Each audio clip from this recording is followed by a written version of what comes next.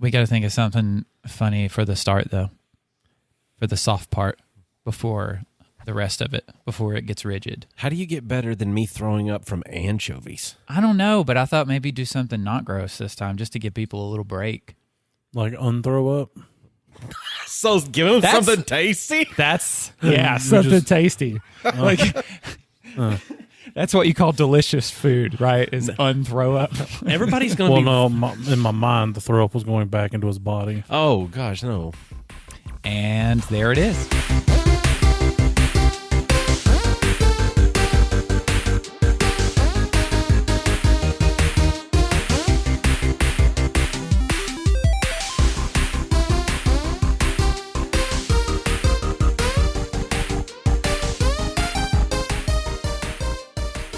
Hey, everybody, I'm Dane Holland.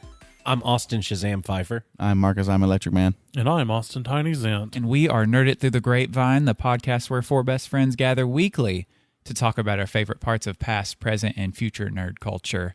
And all the time, you probably hear us complaining about reboots and remakes because it hits home for us, especially recently with DC's decision to scrap the whole thing and start over, which is something that people have been trying to figure out how they would do it. Of course, just fan ideas. Like, none of it's been anything legitimate until recently with the news of James Gunn taking over with DC's cinematic universe stuff.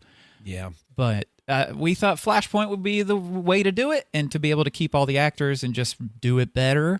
But apparently that's not what's happening. We're getting a full-blown reboot on it. Yeah, and Ezra Miller has escaped the destruction that is James Gunn for the Zack Snyder cinematic stuff, so that's crazy. Even though Ezra got in a bunch of trouble and should have been gone, I guess they're not going to be gone, so they're going to continue to be the Flash, even though I lost my Superman. I mean, they're not going to continue to act. Yes. So far, from what I've read. But the thing about it is, being a fan of this stuff, there is a really big divide in my body, like a giant wound that's happening right down the center. No, it's gross. How are they going to allow him to come back? I don't understand. Yeah, it's crazy stuff, but it wounds me because we had already had a reboot with that being established. The Snyderverse was a reboot of the Batman franchise, the Superman franchise. You know, they weren't going with the old Donner storyline and everything. They were going with the new Zack Snyder storyline. So you've got the Batman from Snyder. You've got what? I messed it up. Snyder storyline. Yeah, is good. Yeah, I like that. Well, because it's some kind of I was kind of bored at times during those. Yeah, a little bit self-indulgent sometimes, but at the same time, you know, it hurts me to see something like that being rebooted and so all that stuff's going to be just destroyed. It doesn't matter anymore. Mm-hmm. You know, it exists for what it is, and there's no developing story that we'll get anymore from those characters or the portrayals that we've seen of them. So people are going to have to deal with that as well, getting into, say, like X-Men, whenever they recast all the X-Men, because they've already done that once with First Class, but then they broke continuity with everything and mixed them all together with Days of Future Past. Is it? Yeah, Future. Mm-hmm. Days of Future Past. Yes. Yeah. There we go. And so, I mean, that tied everything together and used all the characters like in the way that they were portrayed, and it was cool to see, but we're not going to have that with the DC stuff, so it's hurtful. And what people have been wanting for a long time, because the DC movies have been hit or miss for a lot of people. I think more people probably complaining about them than people that actually enjoyed them, but everyone has wanted them to just kind of change the direction and the vibe, like the feel of everything, and just do better stories, find some stuff in comics that worked, like really good storylines, and put those to the screen. I didn't hear many people saying wipe the whole thing out completely and start over, but everyone wanted a change. Like, and when I say everyone, I just mean probably the majority of people, right? Yeah, everyone wanted a change, but this is taking that idea of like, okay, well, let's listen to our fan base. They're the ones spending money on this stuff. Let's overhaul the whole thing and wipe it completely clean and start over. Well, I feel like they already tried that on a small scale with Suicide Squad, because they come out with the second one. The first one was okay. The second one I've heard nothing about. Didn't hear a single thing except it is supposed to replace the first one that they did. It's interesting because it wasn't even a reboot. It was that idea of changing the story, right? Yeah. I mean, it's the thing people wanted, and like you said, that was a perfect thing to try it out on because the first one was a bomb, like box office wise, and most people disliking it. And so James Gunn was the one who wrote that, and he was like, well, let's try something different. But it even kept like Harley Quinn, it kept a lot of the people and the characters that were in the first one that weren't in the second one. It's not like they changed their roles, like in the actors. They just didn't include them. They just weren't there. I don't even know anybody that's even seen that one. Yeah, much less says it was any good. It was forgettable. That's the thing for me. It wasn't a memorable movie whatsoever. I actually forgot that it existed till you just said that, and I was like, oh yeah, I had seen that. There's one part of the movie that I guarantee that Dane and me remember, and that was Weasel. Weasel was the only memorable part of that movie because he was disgusting, he was scary, and it was just, it didn't need to exist in my mind, but now Weasel does, and that was because of that movie. You just need to see clips of Weasel from the second movie because it's a man-sized weasel that is bipedal. Bipedal? Is that the correct way? Bisexual? Maybe. I don't know. No, they no. didn't explore that. See, maybe we like- need more weasel. It kind of sounds like my family when I was growing up, you know? Mm-hmm. Because most of them were just gross. Yeah. Honestly, the creature is just gross. But that was kind of an attempt at a rehashing more so than a reboot, I think. A retry, honestly. Yeah. Mulligan. It was a mulligan. Yeah, So so it you was. had so it's the Suicide Squad and then Suicide Squad, or is it Suicide Squad and the Suicide Squad? Not a clue. I Neither don't do know I. enough to tell you. Because what they should have done is they should have just said, Suicide Squad and Suicide Squad Mulligan. Yeah. That Needs to replace the two in sequels sometimes. Which one do you think was better, the original or the retry? It's that went so good. Let's do it with all of them. Which All of them. they could have to an extent, but this is just taking it to a whole nother level. And I think a lot of other titles, like as far as shows, movies, games, everything, has done this at some point or another. So many. Yeah, have but say done at this these. point it's a trend, and so Yeah.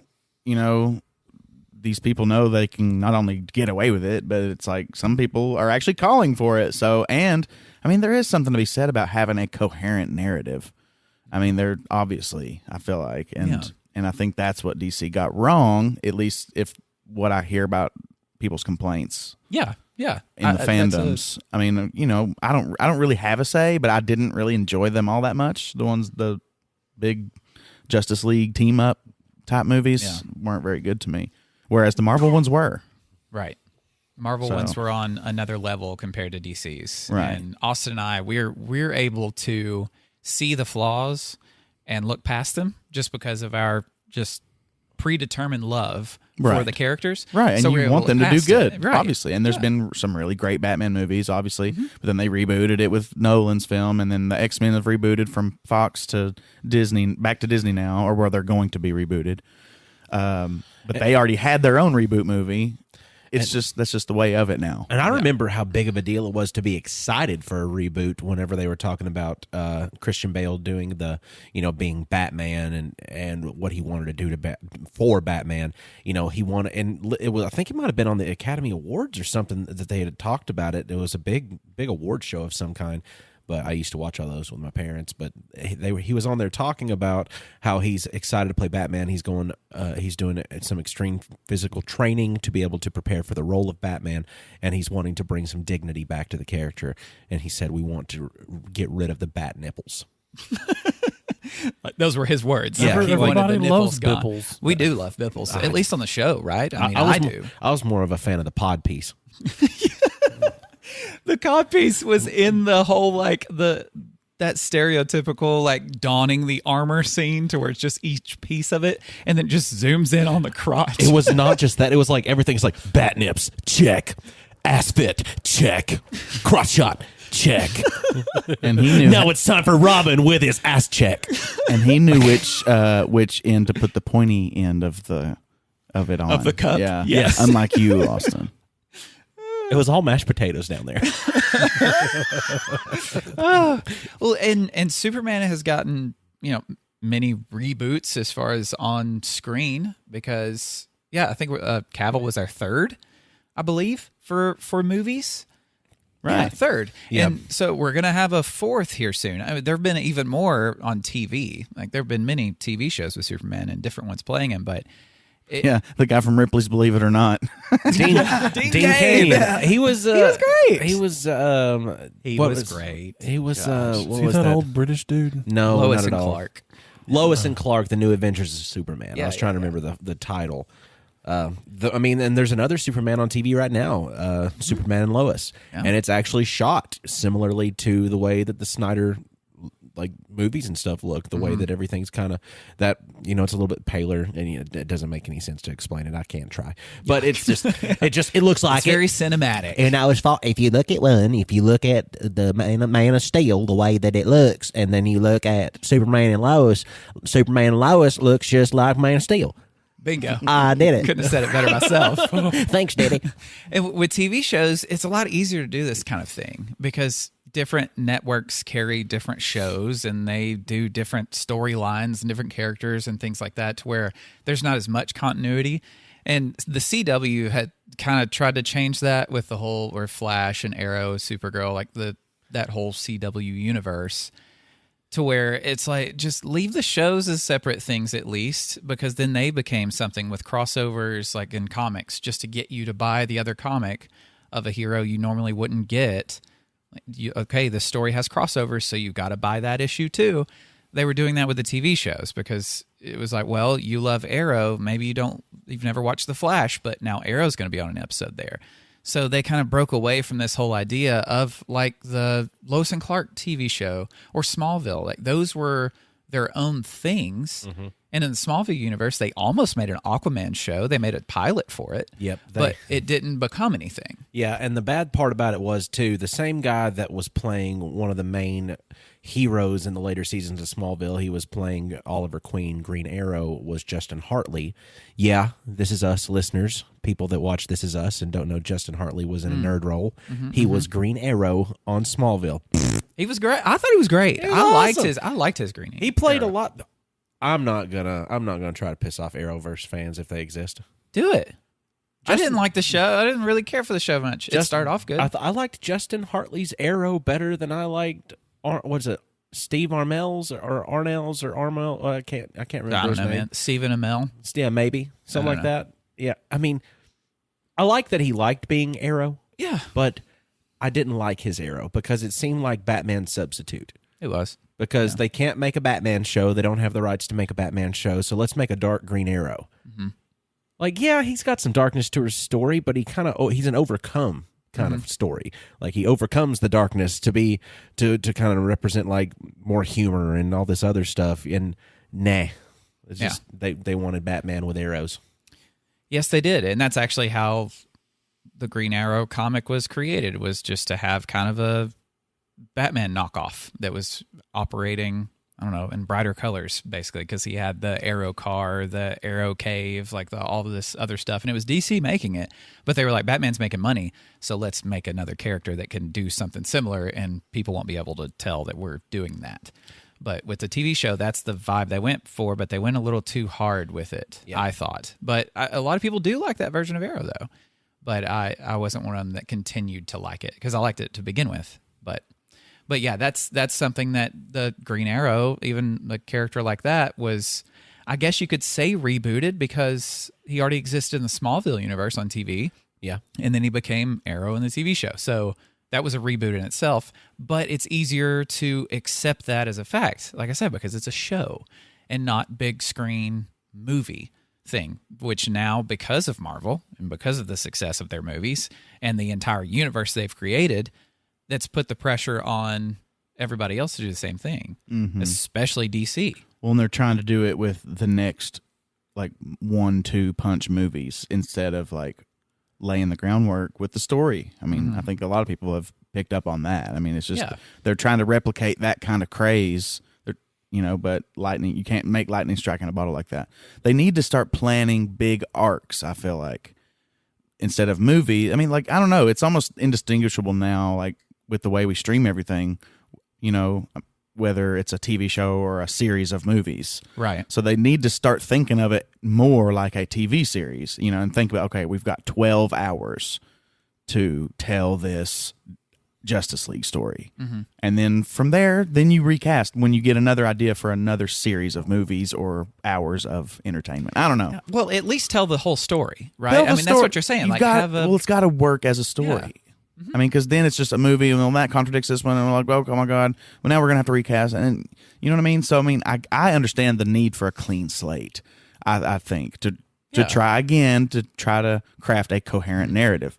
I think that's what people actually want, whether they know it or not. Well, I think it's just a matter of being too soon, because like these movies have come out very recently. Like there's not been the gap that we had with Batman before the what was his name again? The Batman man? Which one? Christian Bale? Christian Bale. They're going to have to get creative in order to keep up with Marvel. That's just my final word on it. Or do their own freaking thing. That's what I mean. They're going to have to do their own thing and be creative in their own way with these properties, with, much like the Joker. I'm not saying that they should make a whole universe out of that iteration of it. Right. But they need to be creative with the ideas and the characters they have. And the problem with it being that they needed to make good establishment movies that had interconnectivity in order to build an expansive universe. The Justice League movie was poo-pooed on with Joss Whedon taking control and doing what he did with it. Yeah, Snyder would have been long-winded and would have been, more self-indulgent about what he's doing with his, figures of telling stories of gods, basically, is what he did. Mm-hmm. And I think that was just all kind of muddled. It got muddled, and everybody lost interest. Like the general viewing audience lost interest, especially after the cut job that was done on Batman versus Superman. That we left the theaters originally like, what the hell was that? Mm. Like they redeemed themselves in the ultimate cut of stuff, but to have to go back and rewatch a movie that had previously disappointed you just because you want to see what the story was supposed to be, that was absolutely awesome. Mm-hmm. But it got, what's the word I'm looking for here? Convoluted? Would that be?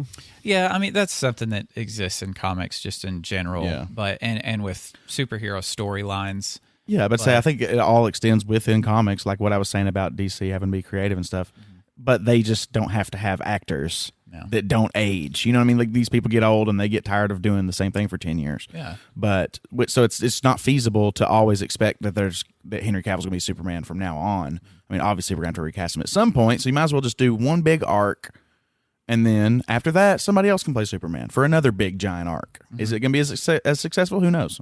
We'll see. Yeah, because right now it does seem like they're just finishing one movie and going, okay, how well did it do? Okay, now let's move on to another part of the story that we'll make up after we finish this one. And they've got a basic idea of maybe what they want to do, but they did the death of Superman in the second movie he was in. Yeah. The second movie he was in. Exactly. The first one was him becoming Superman. The second one was the death of Superman. And in comics, that went from 1968 until, the 90s, whenever they killed him off? Or was it before that? It was. I think it was earlier than that. Earlier than the 90s and the death of Superman. It might have been. But the it was 80s. a long ass time. It was a long ass time. There was so much story behind what was happening to be a devastating blow to the entirety of the DC universe with the death of Superman. There was a memorial for Superman that had every character that you can think of surrounding, like some heroes, some villains, like all surrounding the grave. 1992 was when it happened. Yeah, so early 90s. But it lasted almost a full year of Superman not being in comics. They had other Supermen in there, which was basically not a reboot of Superman, but it was like other tellings of other versions of super named characters. And almost a full year of Superman being gone. They didn't even last the credits for Batman v Superman because, spoiler fart, if you haven't seen this movie yet, but after his death, and then the credits roll at the or maybe even before the credits roll. It's before the credits roll. Before the credits roll. There was no post. You see the dirt on top of his casket start to lift up off of it, and those that know the story know that Superman comes back to life. But if you're going to kill him off in the second movie, don't just show he's fine right there at the very end, like at the end of the whole sad like procession or whatever you want to call it. Yep. It's they needed they need a reboot. Honestly, they need a reboot. I think it's one just of those movies, timing. It's one of those moments where they're just underestimating their audience. Like, Yeah. Like they have to put it in there for the casual fans and the people who go to the movie theater to watch it. I don't know. That sounds like an executive decision to me. Well, at least they haven't been so bad about rebooting stuff that they have to reboot it for every age range that's coming out to try to cling on to it. Kind of like Teenage Mutant Ninja Turtles did. Like they were around whenever we were children. That was the original wave of Ninja Turtles when we were children. And then they had other iterations coming out when we were, going from children to young adults. And then we were like, God, that's kind of garbage. Why is that such garbage?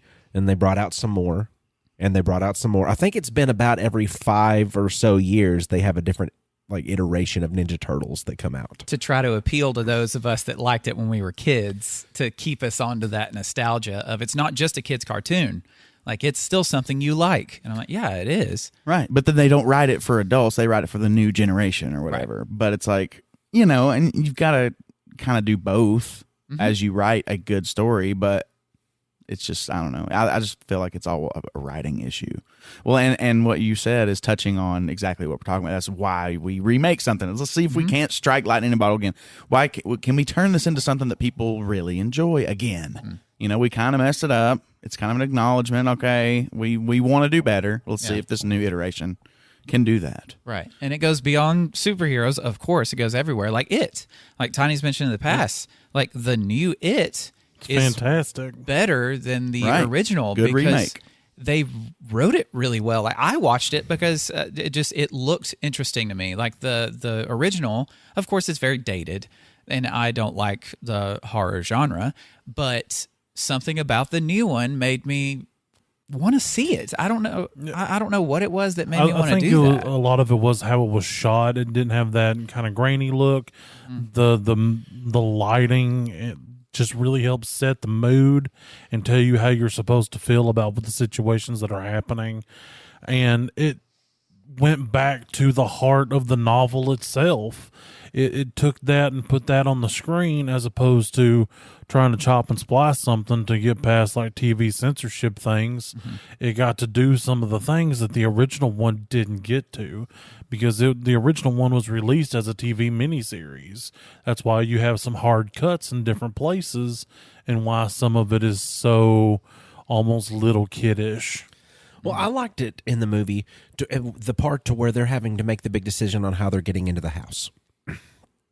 And it makes you feel like the way they all feel. Like it's a mixed bag of, God, no, don't go in there. Don't go in there. Oh no, don't go in there. It's going to be awful. It's going to be. I don't want to see what's going to happen there. And you got the other half of you going like, you're going to have to go in there. You're going to have to go in there. You're going to have to face what's in there. You got to go forward. You got to keep pushing. So I mean, it made you feel that way. I also have one more point on the It thing. It comes back every 20, I think it was 29 years. I don't remember the exact numbers. Like bear the with clown? me. Yeah, Okay. like the way from when they were kids to when they were adults was a set time frame. The release of the remake was to the day the exact time frame of it returning for the release of It Part 1. That's intense. So That's that really was cool. pretty awesome, and Yeah. I saw it on opening night. So to me, that also made it worth going to see. That's super cool. That is cool. Well, and Dune is another reboot that happened. There's been an original, and I guess it was okay, but like I haven't read the book, and I don't know the source material very very well, but I love the new Dune, and it, Marcus, you've said that it sticks to the source material a lot more than the original did, right? As far as I know, I've Yeah. not seen the original all the way through, the original movie. Right. But from what I know, I mean, it's definitely a mixed bag. Yeah. With Dune fans. Of those that like it and those that don't? Of the original or of the new one? Of the remake? Of the reboot? Oh, well, the original. Okay. Yeah. Gotcha. I mean, I definitely think it took more liberties than at least part one of the new one. Gotcha. Yeah. But I think that is like an ingredient that is probably common in most reboots or remakes that are better than the original, is when they actually go, okay, let's try to use the source material more. Because every time they adapt a book to the screen, they take liberties and change stuff up. And a lot of times the original author has nothing to do with what's going on the screen. And they chop it and screw it to the point that it's unrecognizable to someone that loves the source material. But whenever they decide to do a reboot of something and stick to the source material more, there's success there. And I wish that would be what people are seeing as the trend. Is make the stuff like the original that people already love, but let you see it with your eyeballs. But the trend isn't that. The trend is take something that already is a success and just make it look prettier now with new stuff, like and bring it out again so we can cash in on it like we did the first time. Yeah, it's about the spectacle. Yes, Not necessarily the substance. right. I don't know if they can't accomplish both in the same. I mean, it's a really hard task because sometimes, and I hate to harp back to DC, but that's where my brain kind of sits in the mud of. Yeah, I'm going to just go ahead and say it. Give us the spoiler part here because this is going to be needed.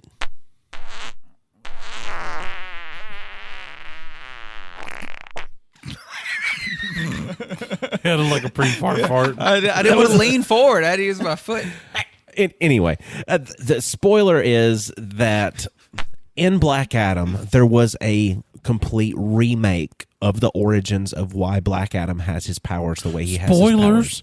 Exactly. That's why I did this. You guys are never going to... The movie itself, I thought was entertaining, but in more of like watching a Hulk smash kind of idea. Like that was just tearing through stuff, lots of magic, lots of explosions, loose plot, cool. But the origin of him getting his powers ended up being not him being gifted the powers from the wizard Shazam for him to become, Black Adam. It was that his son actually got the powers from the wizard to become the hero, the champion, just like Billy Batson's a kid because of his purity of heart.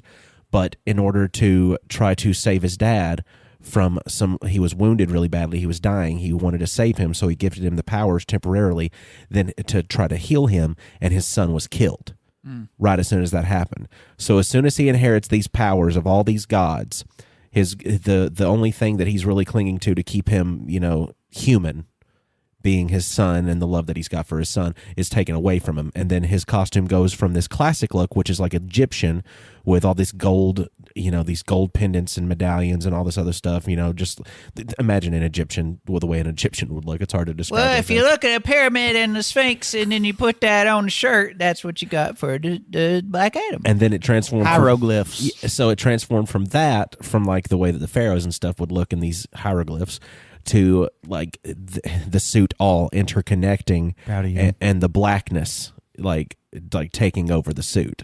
And that the reason he was dark and black like that was because of the way that it corrupted his soul to see that happen. Yeah, I thought honestly it was a very cool take on the Black Adam story. It's not just he gets powers, he's greedy, he's a god amongst men. Neat. That storyline is better in longevity form, but all we'll ever get at the other one is just what The Rock did in that movie that one time.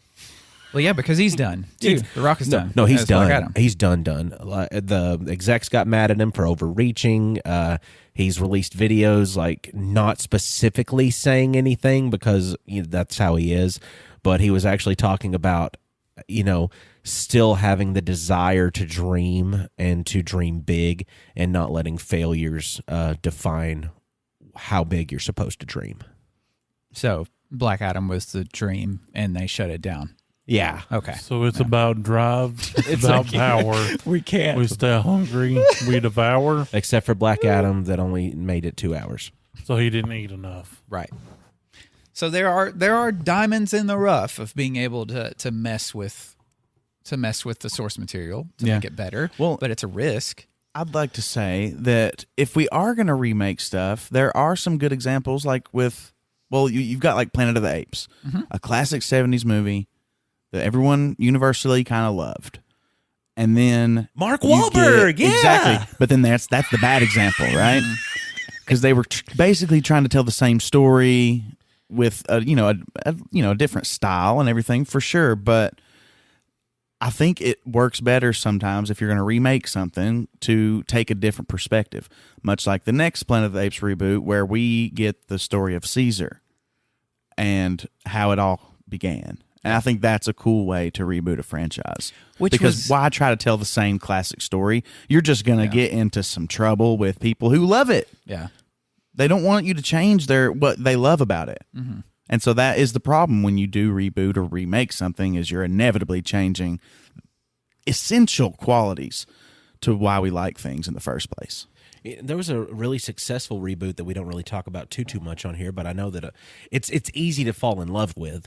But it was a really big reboot, actually. The original series lasted from 1963 to 1989, and then they rebooted it in 2005 until now, and that's Doctor Who. Oh, yeah. But Doctor Who is interesting when it comes to reboots because they canonically make it make sense because the actor is changing every couple seasons. Used to, it was just one season. You get one season as the Doctor and you change actors in that role and they have their own adventures and stuff. But the overall story connects them to the ones prior. Yes. So, and then, there was that huge gap. And then in 2005, the Ninth Doctor, yes. I think it was. And it was, it looked much better than the originals, but it was still the same Doctor that had existed in the past ones, even though this was a television, I guess, reboot of it. Yeah. But the story itself didn't reboot. Yeah, it tied into how they were all the same being that just, once it reaches the end of that certain cycle of its life, it will regenerate and become something completely different. Mm-hmm.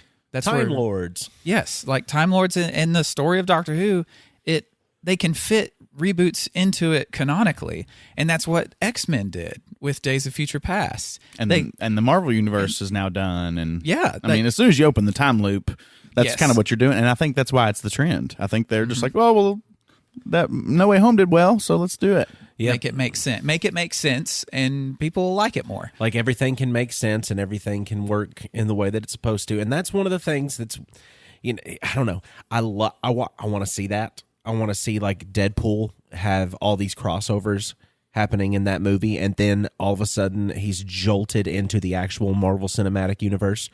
How these characters intersecting, and they have these nostalgia properties to them, and he hates it. He's just like, this new version sucks. And then he gets into the actual Marvel Cinematic Universe, and that's where he ends up, and that's how his character is introduced into Marvel and stays.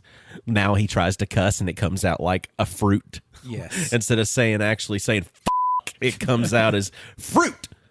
What the fruit? Mother fruit salad. And it would work because it works for the character. It would be so funny to see him even more pissed off just because he can't cuss. It's like me at church. Yeah. Well, good afternoon to you then, sir. If that is your real name. Other titles and other IPs don't have the liberty that like Deadpool has because that character themselves can screw around with story and it not make sense, but it's fine. It's Deadpool. He's fine with that. But that's another thing that happens, I feel like, in some reboots and remakes. There's nods to the fact that it existed before, or there's little moments to where there's almost a fourth wall break whenever they're basically looking at the people who are going to complain that this has been redone, and them somehow in the story saying it's okay, it still exists, it's a new thing. And it's whenever they're self-aware, I think that's another key to doing something right, or at least attempting something in a good way, is when you're self-aware of the fact that the original still exists, and this is we just wanted to try again. But going back to Planet of the Apes, that was pretty daring of them to try again so quickly with the Caesar story after already having that first reboot be such a failure. And their little nod was a TV in one of the little offices or whatever was, shows you the launch of the spaceship from the 70s From movie. the original one? Right. That's cool. And then you see later in a newspaper that they had lost contact with it. So they set up the original movie in their prequel. And I don't know, it was just, I like that. I mean, because you're not touching it, but you're playing in the same world with the same rules, which is neat. Yeah, because the reboot that they had done, this most modern iteration, was how did Planet of the Apes become Planet of the Apes? Right. Because they've got that rocket that launches off into space. When the rocket comes back and crashes on this planet, it's ran by apes. Well, I hope to get those movies. Like, I hope, because there was 3 decent. I mean, I wasn't that big of a fan of the third one. First and second one were excellent, I thought. And the third one wasn't terrible. I just thought it was a bit boring, but there's some very interesting characters for sure. Was that War or was that... That was War, okay, yeah. because you had Planet, Rise, War. War, yeah. Okay. And it started to touch on, gave a cool, I think, lore explanation for why the humans of the future can't speak. And so even further setting up this original. So I would like to actually see them take it from, like, now apes rule. You don't have to do that. A human comes and sees the Statue of Liberty. You don't have to do it from that. You can do it from a different perspective, but that still happened maybe. Yeah. I don't know. I would just say I really liked those movies, and I wish they would do more with Andy Serkis. Of course, that's another reason why he's one of my heroes, because I love him. I love him as Caesar. He is Caesar, isn't he? He is Caesar. I always forget. Doesn't look a thing like him. And it's a monkey. It's a TV monkey. It's an ape on the television, not a monkey. Same thing. Yeah, exactly. And with Planet of the Apes, with it being such a monumental classic movie, them building upon it in a different way, with it still existing within the same world, was also a safer bet for them than just redoing it. Because, like, redoing it completely, like you said, with seeing the Statue of Liberty and stuff. Well, and here's the thing. Because there was like 6 Planet of the Apes movies back in the 70s into the 80s. Really? About one of them was decent. Okay. That first one. Yeah. Of course, there are people who love them. I had them on box set as a kid. But Caesar appears in those. So they did kind of rewrite Caesar's story, but they still kind of paid that homage. I don't know. So I'm talking out of both sides of my head here. Well, so that's something that these things do, though, Yeah. because there's some times where you watch a new version of a reboot of something, and just the way it looks and the way it feels, the way it's shot to modern times is something that you can get with. But then there are also the parts of it that you're like, man, you really screwed with the story here. I don't know why you made these decisions. So reboots usually have this whole flip side of the coin thing to where a part of it, it's great that they did this and they tried this. Right. But the other like part of it Westworld. sucks. Like Westworld. Westworld was a remake of an old 80s movie or 70s movie. And, I mean, it was pretty much, I think nobody really likes that movie, I think. it I was don't know. so Internet's forgotten weird. about. Yeah. But this new HBO version that we got is like, it actually carried an audience for several years before it got canceled. So, yeah, I mean, it's a double-edged sword. It can really rub you the wrong way and be like, oh my God, this is nothing like the original. Or it can be like, this took qualities of the original and made them even better for like today's audience. Yeah. Dane and me watched the first season of Westworld like with excitement. Like, it was very exciting. Every episode that came out, we were just interested to see how the story would develop. And then it just kind of watered itself down the more that the seasons came out, and then we lost interest. Yeah, Correct. A Me good too. enough story had been told. Yeah, I think so. And they just kind of stretched it out in the writer's room a little bit too thin. Yeah, and I think so. I lost interest. But I think that was a situation where it's weird because I hate cliffhangers. But what will bring you back to an event that you enjoy enough is a good cliffhanger, especially between seasons. But that's also when I get really frustrated. Yeah. Is where I have to wait how long to finish this thought that you just had. But if they wrap it up well enough, then you're okay to not watch the rest of it. Like, if I'm not in the mood to see the next season of a show that I thought wrapped up really well in the first season, I may not go back to it. That happened with House of Cards, the show with Kevin Spacey. We've found out he's a piece of shit, but the show was good. But there's a moment at the end of, I don't remember which season it was, maybe 2 or 3, that it wrapped it up well enough for me. But they had, I think, a couple more seasons after that. I did not see those because I was like, this story is wrapped up for me. I don't need any more. You've done a good enough job. I need no more. So that's another weird little double-edged sword situation to where I hate cliffhangers, but they work. They get me coming back, and there's a reason for them.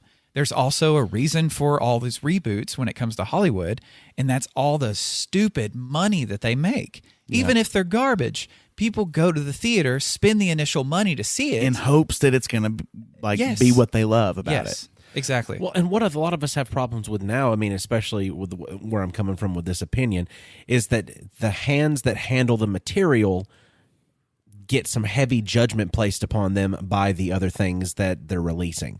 So, say like, they're really good about source material, at least with this studio, because of their Lord of the Rings that they had released, the Rings of Power. They were really good on the source material, especially making it better than the source material.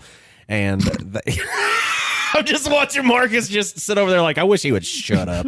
No, I was actually sitting here thinking, I mean, he thinks he's going to make me mad, but he's really just making himself look stupid. See? I love that. But honestly, though, Rings of Power, it's hot stinkle. No, it's hot stinking fecal garbage. Like hot stinkle. Does it deserve? Okay, surely it does. I mean, it's your phrase. But what's the one part of that would make it? Oh yeah, horsies, hot, stinking, fecal, garbage. Who said horses?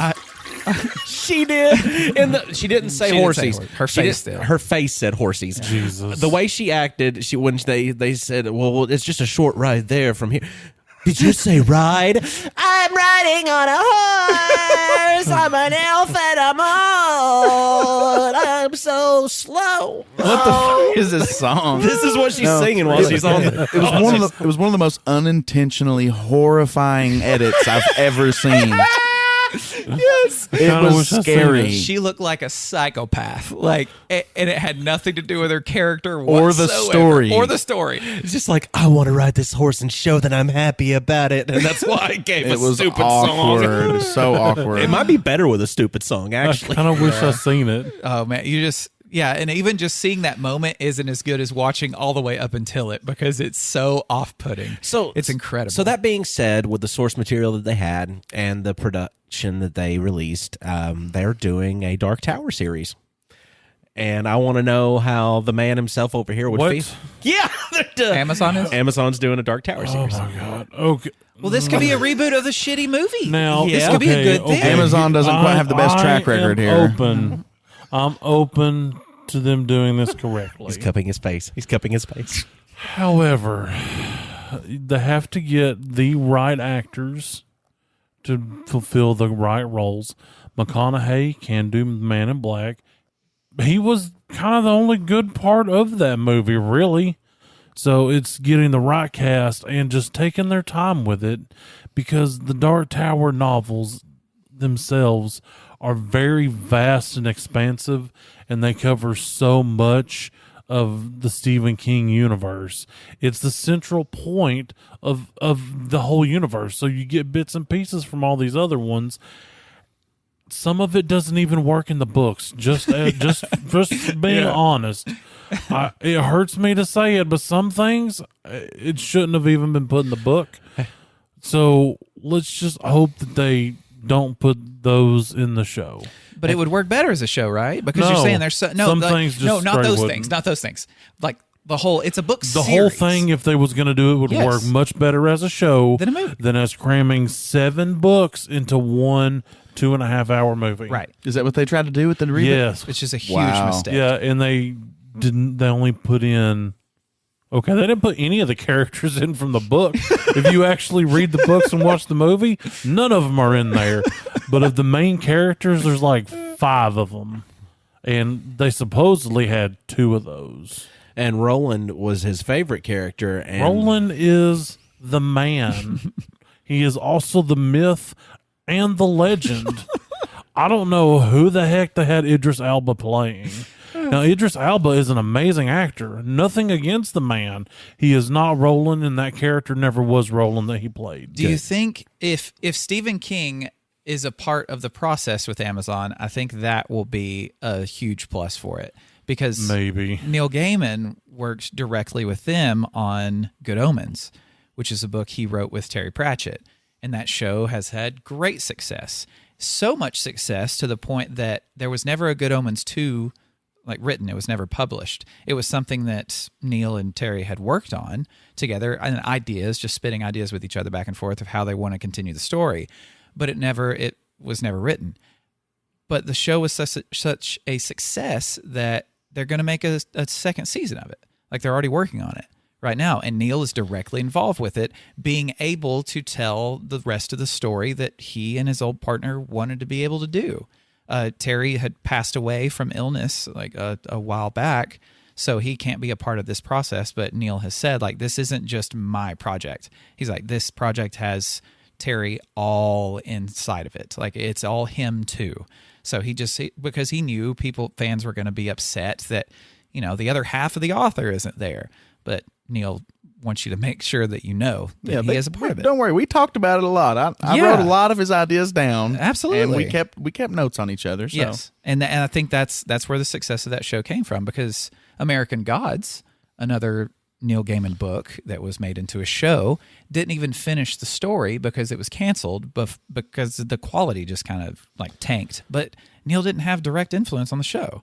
So I think if Stephen King has the time and the patience and he actually wants to be a part of it, I think that could be part of the success of that. And he probably does want to do something about how shitty the movie was, right? I would hope so. I would think so. Well, it's I know he himself had talked about wanting to redo it. Initially, it was supposed to be like a movie that took place in the first book and maybe part of the second, and then followed that up with a TV series to fill in the rest of the blank of what happened. Gotcha. And then it got revamped into a movie, which there were talks of there being several movies. Then all of a sudden there was talks of there only being one movie.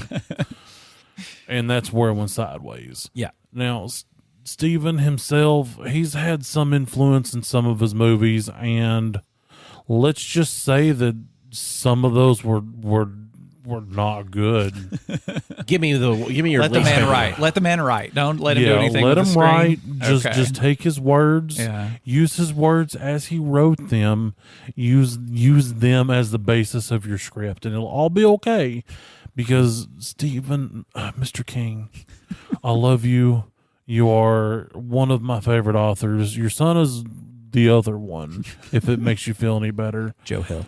But sometimes you just need to chill out, bro.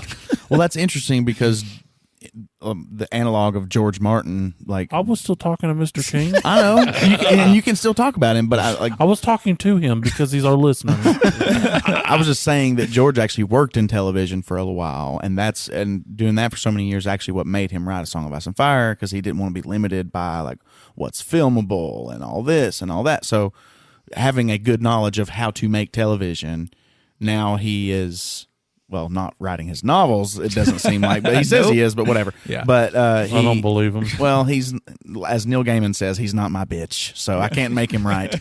But I don't know, it's just interesting that he was able to, help make House of Dragon a success. Back on my statement earlier when I was like, get the person who created the original work involved in the on-screen versions of things, of the reboots or retellings of the stories, because that's what all these movies are, of books that were originally books. They're remakes. They're reboots of the story. The book still exists. It didn't go anywhere.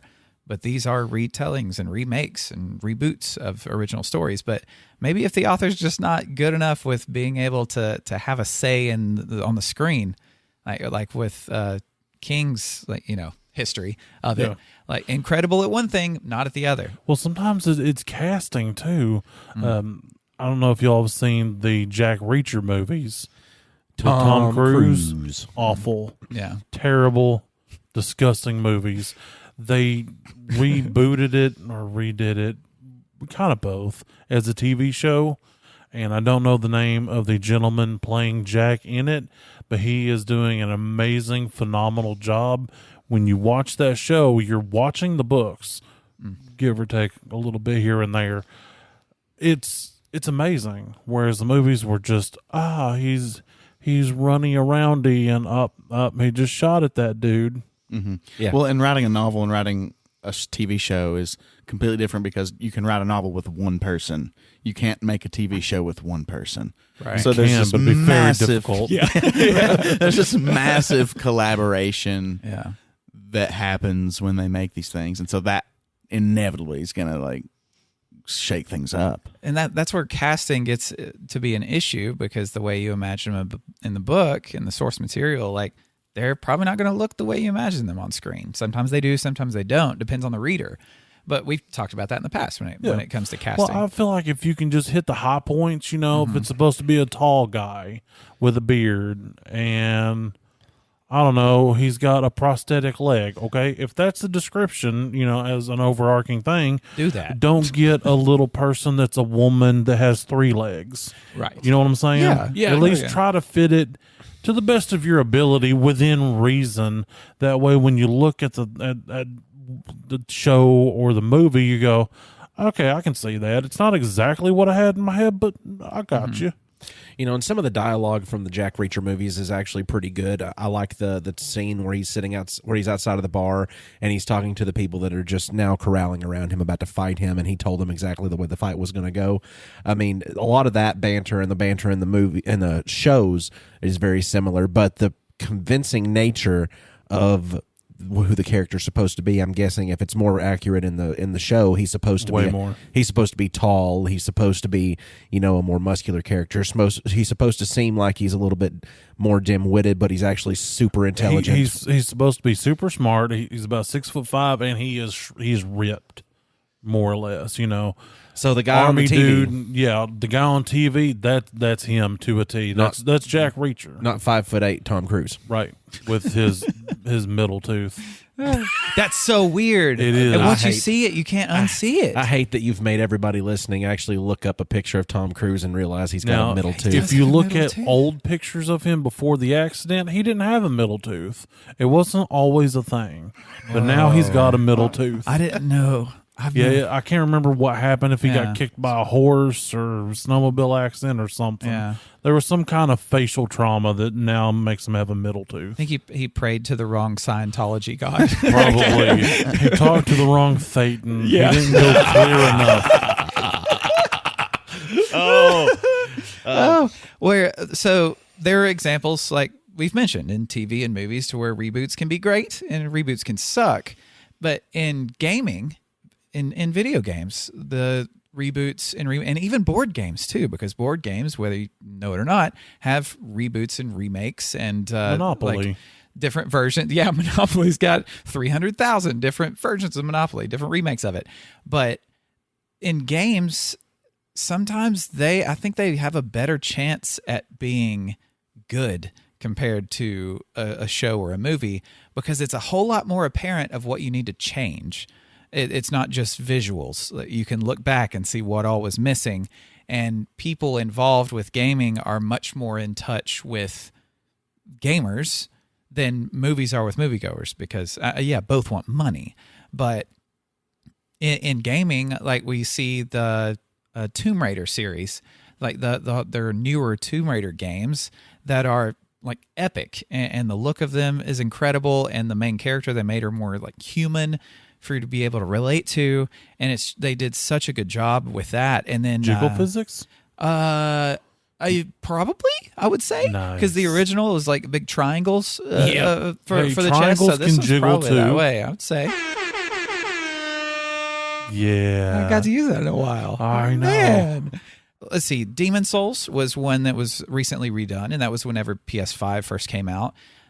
After all the different Souls games that have been popular, Demon Souls kind of found its way, where people didn't even really know it existed. A lot of people didn't that played these Dark Souls games. Right. But they remade Demon Souls, and it became one of the best Dark Souls games that they had made, because they were able to take all the success they've had of all the ones that have been popular and people have loved, and put it to the newest graphics and with their new style. And it's still the same game, but they just made it work better.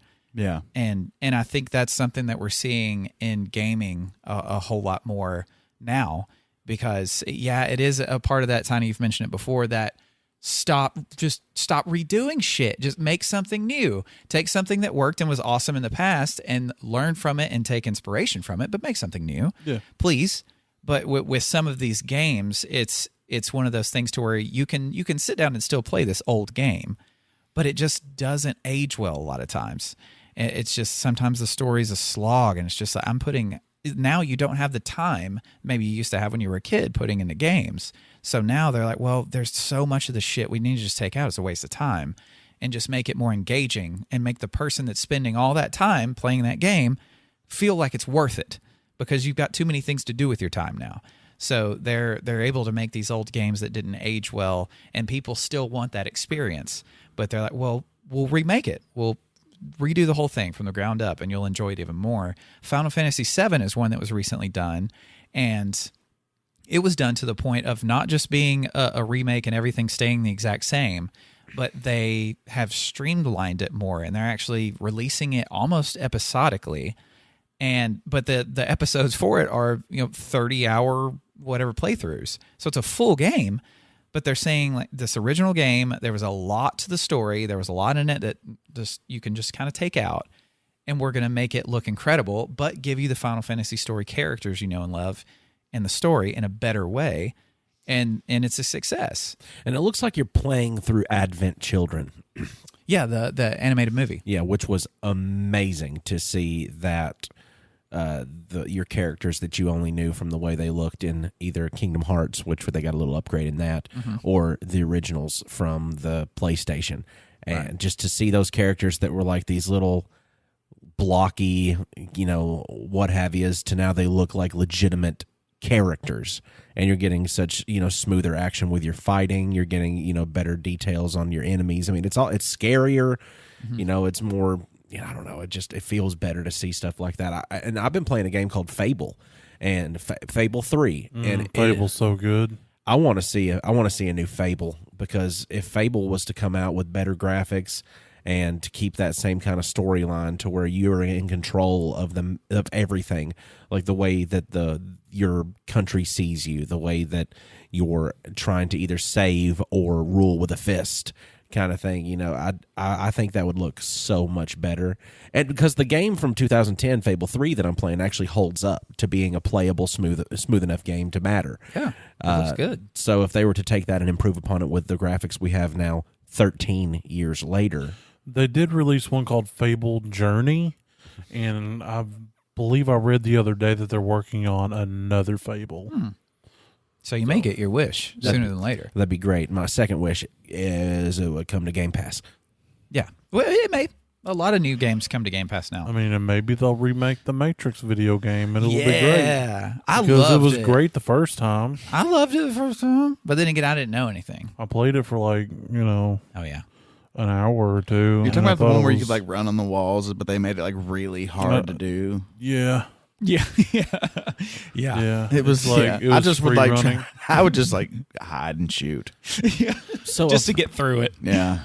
so of all the things that have been rebooted, there's a big list of what shouldn't be touched, or things that have been done that have done well. But what do you think should be redone and could be better as a movie? Man. Are there any Like remake a movie? remake a movie for its betterment, and what would make it better? Warriors of Virtue. That movie is perfect. You Warriors take it of back. Virtue, Tiny. You take it back. That movie's perfect. Make it a labor of love. Well, I'm sure. Ta- Sorry, go ahead. no. Now, if you would say Warriors of Virtue 2 Return to Tao, I'd be on board. There's no kangaroos. They're in there for like 30 seconds. But what? That's it? Yeah. Oh, that's dumb. It's mostly like old Asian men. I'm sure you would appreciate a Green Lantern retry. Oh, I would love one. Yeah. I would love one. And then this whole DC thing with James Gunn, maybe this is something positive that can come out of it. Hell, the whole thing may be amazing. We may just be sour about how the actors were handled as far as their roles. This too shall pass, I'm assuming. Right. I mean, they're still millionaires, so.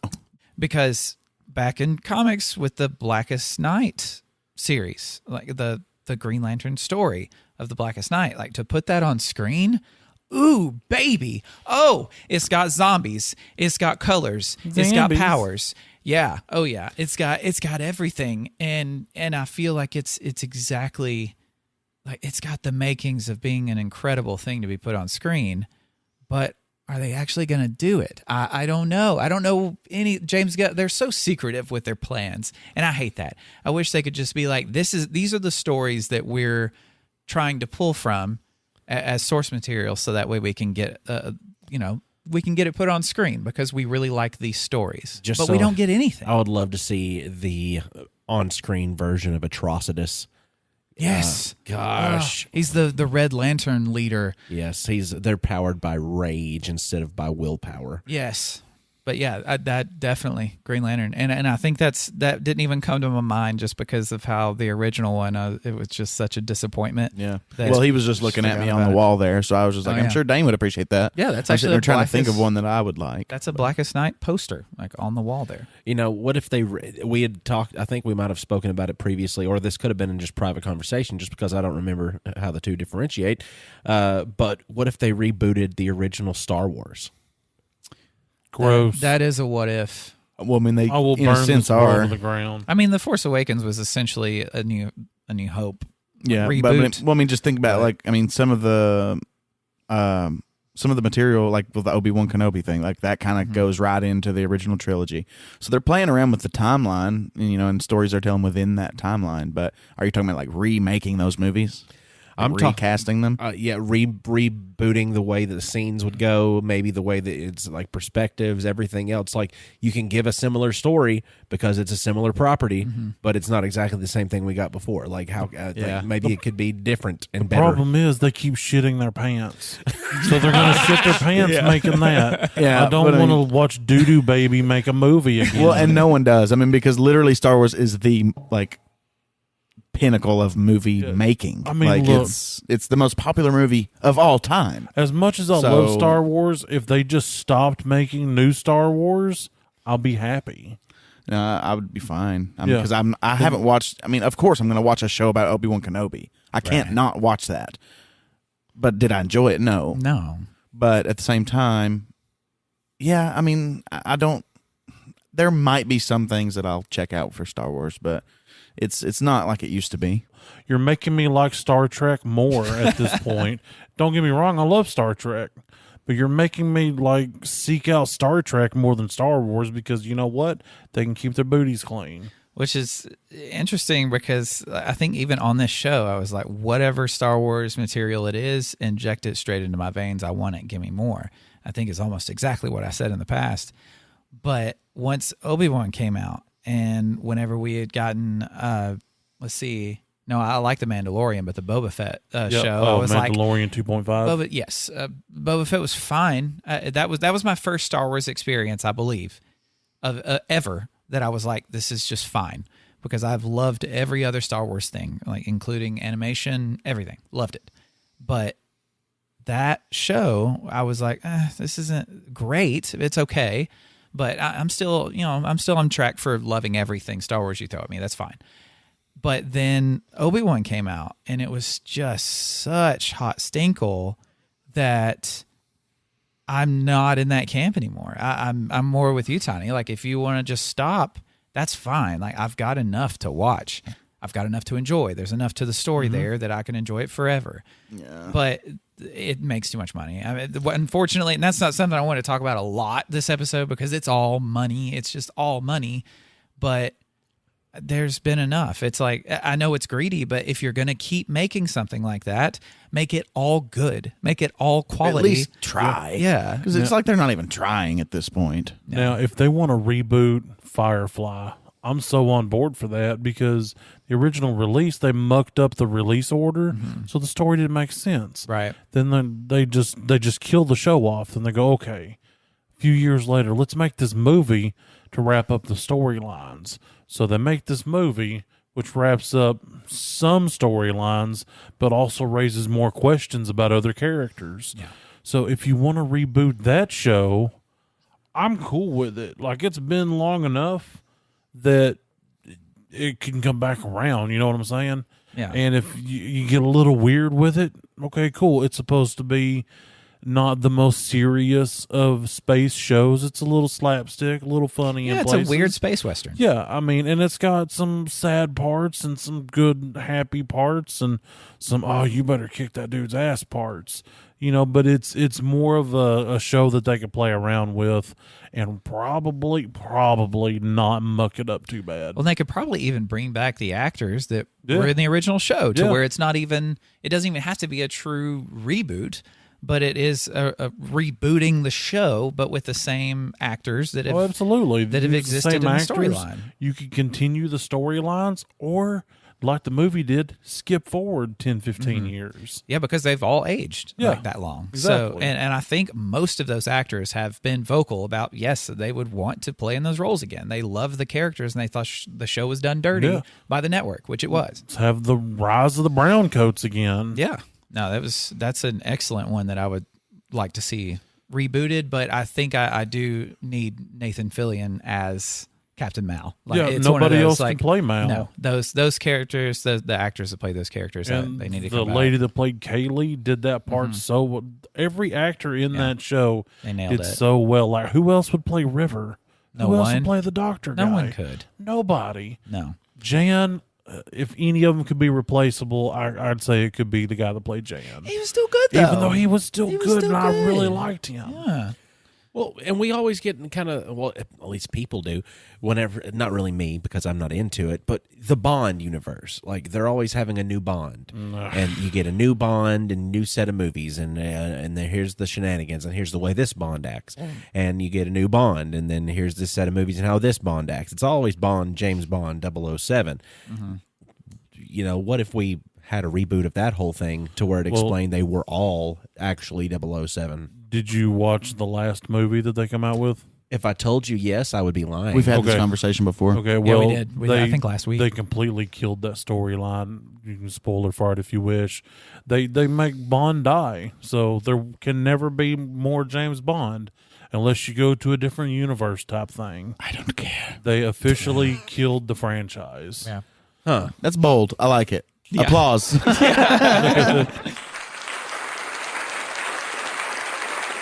There we go. Oh, well, I don't think we'll ever have to reboot this show, thankfully. Maybe. I'm enjoying it. I don't know. Maybe we do. We take it to the cosmic grapevine. Yeah. That way there's multiple timelines. Okay. And that's pretty much it. That's all. That's all you need. That's all you need. And then something yeah. happens, some catastrophic thing, and then we a just convergence. and then next thing you know, it's our first episode again. Yeah. That'd be crazy to have people sitting around. Like, what if Queen Latifah was sitting there talking about the First Earth Battalion? She would look powerful and sexy. Thank you all for listening to this version of Nerd It Through the Grapevine, and hopefully all the other ones that exist out there along the cosmic grapevine. Here on this planet, you're listening to it on Spotify and iTunes and Good Pods and CastBox and blah, blah, blah. There are 5 stars. Click the 5 stars. Tell us we did a good job. Tell us we did a bad job. Just click the 5 stars. And then go on Redbubble or Teespring and buy clothing that have our stuff on it. Because Austin and I just ordered a couple shirts ourselves. So that way we could wear them for people to see and go, that's a neat shirt. And then we tell them to go spend money on us. Watch me engage in conversations with strangers while wearing my Nerded Through the Grapevine shirt. Yay.